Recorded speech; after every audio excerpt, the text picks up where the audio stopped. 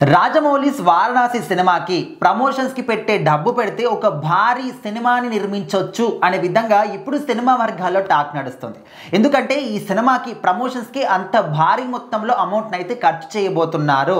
And ఈ cinema మొత్తానికి దాదాపు 1200 కోట్ల నుంచి 1500 కోట్ల వరకు అవుతుందని చెప్పేసి, ఇందులో సగానికి పైగా రెమ్యూనరేషన్లు అని చెప్పేసి ఇట్లా ప్రమోషన్లు అని చెప్పేసి పోతుంది అని అంటున్నారు. సో మరి ఇందులో ఎంతవరకు నిజం ఉందంటారు?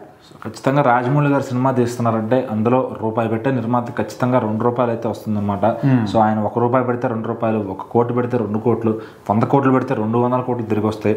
మరి ఈసారి ఏకంగా బాహుబలి మనం చూసాము, తర్వాత RRRకి మనం ఆల్మోస్ట్ 450 కోట్లు ఖర్చు పెట్టించి తీశారనమాట.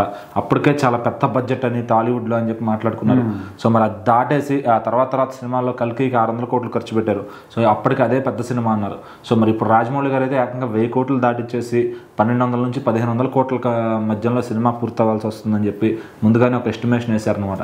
సో దీంతో ఆశ్చర్యపోతున్నారు. అంటే ఏంటి 500-600 కోట్లు ఉన్నప్పుడే మా దగ్గర ₹500 టికెట్లు కొల్లగొట్టారు, ఇప్పుడు టికెట్ ₹1000 అమ్ముతారేంటి కౌంటర్లో అని చెప్పి ఇప్పటి నుంచి ఆడియన్స్ భయపడుతున్నారు అనమాట. సో మరి రాజమౌళి గారి సినిమా రెడీ అవ్వాలంటే బడ్జెట్ చాలా అవుతుంది. ఎందుకంటే ఆయన తీసే క్వాలిటీ కానీ ఆయన పెట్టే ఫ్రేమింగ్ కానీ అన్నీ రిచ్గా హాలీవుడ్ స్టాండర్డ్స్లో ఉంటాయి అనమాట. మనం అనుకుంటూ ఉంటాం మన సినిమాలు ఎందుకు హాలీవుడ్ వాళ్ళలాగా ఉండవు అని చెప్పి. సో అలా అనుకోకుండానే బాహుబలి దగ్గర నుంచి మొత్తం మైండ్ సెట్స్ మార్చేశారు.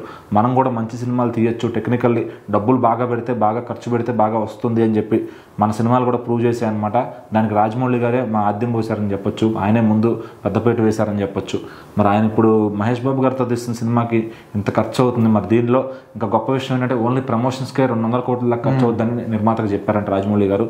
ఎందుకంటే సినిమా కోసం అటు హీరో హీరోయిన్లు అందరినీ కూడా ప్రతి ఊరికి తిప్పాలి, దేశం దాటించి తిప్పాలి. సో ఇంత ఖర్చు ఉంటుంది, ప్రతి చోట ఈవెంట్లు పెట్టాలి, ప్రతి దానికి అన్నీ కూడా ఖర్చుతో కూడుకున్నాయి. సో సినిమా ఇంకా దాదాపు 1.5 years షూటింగ్ అవుతుంది. ఆ సినిమా రిలీజ్ అయ్యి అంత పోస్ట్ ప్రొడక్షన్ వర్క్ అయ్యేసరికి 2027 అవుద్ది అనమాట. సో అప్పుడు దాకా వాళ్ళ ప్రొడక్షన్ కాస్ట్ కాకుండా ఇంకా సపరేట్గా ఈ ప్రమోషన్స్ కాస్ట్ కూడా అవుతుందంటే అది మామూలు విషయం కాదు. సో ఆ బడ్జెట్తో వేరే నిర్మాతలు అయితే కథలు వేరే సినిమాలు కూడా తీసేస్తారు. దాదాపుగా చిన్న హీరోలకి 4 సినిమాలు అయిపోతాయి అవి అయితే ఆ 200 కోట్లతో. మరి మహేష్ బాబు గారి ప్రీవియస్ ఫిలిమ్స్ కూడా దాదాపు 250 కోట్ల కలెక్షన్స్ చేశాయి.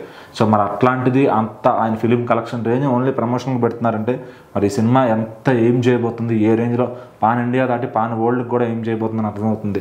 సో మరి కలెక్షన్లు మరి ఆయన 1200 కోట్లు పెట్టిస్తున్నారంటే దానికి డబ్బులుగా 2500 కోట్లు ఈజీగా తీసుకొస్తారని చెప్పి మాట్లాడుకుంటున్నారు. సో మరి అంత కలెక్షన్ అంటే ఎంత దాకా వెళ్తుంది? మహేష్ బాబు గారు ఒక్కసారి జాక్పాట్ కొట్టబోతున్నారని అర్థమవుతుంది.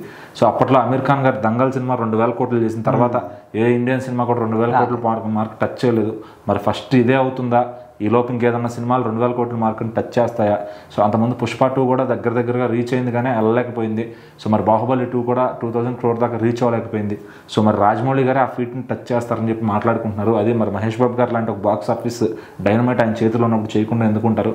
మరి చూడాలి ఖచ్చితంగా ఏ రేంజ్లో బాక్స్ ఆఫీస్ చేస్తుంది, ఏ రేంజ్లో ఆడియన్స్ జేబులు కొల్లగొడతారని.